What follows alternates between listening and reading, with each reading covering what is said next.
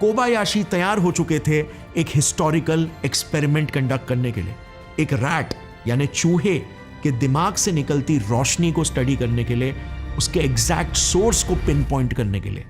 Experiment काफी simple था। उन्होंने कुछ चूहे लिए जिनके ब्रेन्स को एक्सपोज किया, इन्हें एक अंधेरे कमरे में सीसीडी कैमरास के आगे लगभग 20 मिनट के लिए रख दिया गया। साथ ही में इनके सिर के साथ एक ईईजी मशीन को भी कनेक्ट किया गया, ब्रेन की इलेक्ट्रिकल एक्टिविटीज को भी मेजर करने के लिए, और एक डिवाइस सीबीएफ यानी सेरिब्रल ब्लड फ्लो डिवाइस भी रखा गया उनके ब्लड फ्लो और रिजल्टेंटली ऑक्सीजन लेवल्स को भी मॉनिटर करने के लिए। सो इनको अब बेसिकली 3 टाइप का डेटा मिलने वाला था ब्रेन से।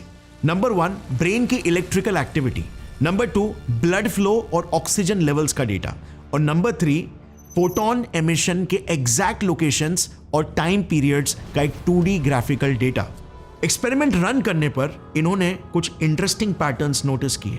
जब जब ब्रेन में इलेक्ट्रिकल एक्टिविटी या ऑक्सीजन लेवल्स स्पाइक होते, तब तब ब्रेन ज्यादा फोटॉन्स को रिलीज करता, और यह पैटर्न बिल्कुल कंसिस्टेंट था।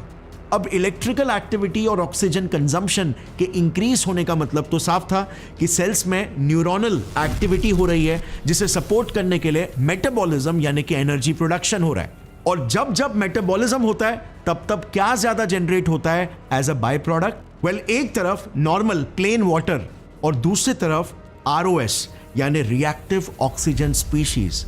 अब वाटर तो क्लियरली फोटॉन्स एमिट नहीं कर रहा, सो ये आरओएस यानी कि रिएक्टिव ऑक्सीजन स्पीशीज कहीं ये तो छुपके से लाइट एमिट नहीं कर रहा।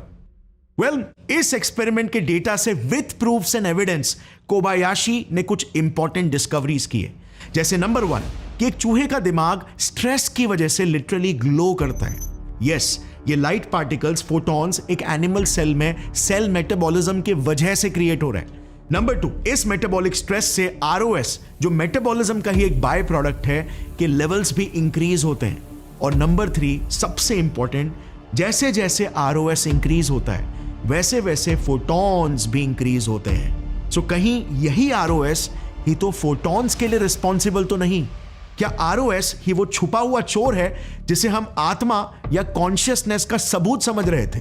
वेल, कोबायाशी इतनी दूर आकर यहीं पर नहीं रुकने वाले थे। अभी तो एक बहुत बड़ी डिस्कवरी और एक बहुत बड़ी क्रांति लाना बाकी था, क्योंकि अगर ये खोज सही थी तो इससे लिटरली कैंसर जैसी जानलेवा बीमारियों को समय से पहले ही रोका जा सकेगा।